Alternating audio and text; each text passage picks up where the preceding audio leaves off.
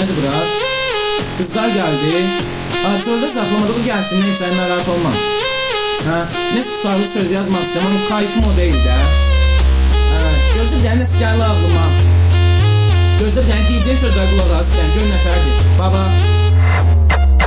Dur ayağa oyna, yerlər bomba, vəziyyət bomba, vəziyyət əla. Kayfı damaqda, viski qabaqda, vəziyyət bombadır, vəziyyət əladır. Yerləri bugünləri qızlar bombadır. Biri sağda otur, birisi soldadır. Artıq lütdənir, kayfı da bombadır. Qızlar dərdirim təkcə bir format. Bugün baxın birinin orta barmağına söymür, işarə verir o qızlara. Pulda var, kefdə var, dərd qalıb uzaqda. Bu gecə xatirələr yazılır, yaddaşa masa dolu pulla cirlər qalır naşır. Gülüş sədaları bütün gecə qarışır. Qızlar eşədən də ritim daha da ardı. Bu gecə hər kəsin əhvalı paylar. Gülürük uzadan dərd qalır qapıda. Pul sayır əllərim şüşələr masada. Qızlar oynayanda ritim çıxır da bana. Bu gecə də yad almaz yazılar sabaha. Baxışlar üstümdə hamı kebabasında. Birisi sağımda, birisi qucağımda. Tiplərim doludur, problem yok aklımda. Gecə də bizimdir, şəhər ayağımda. Gülüşlə qarışır, basın gül səsinə.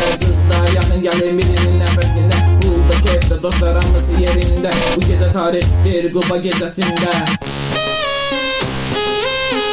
Bu gecə tarixdir Quba gecəsində. Düşdü bir yük barı neona göz qamaşdırır. O çılgın baxışdaki ağılları azdırır. Barmen şokları düzülür ki söz havasında.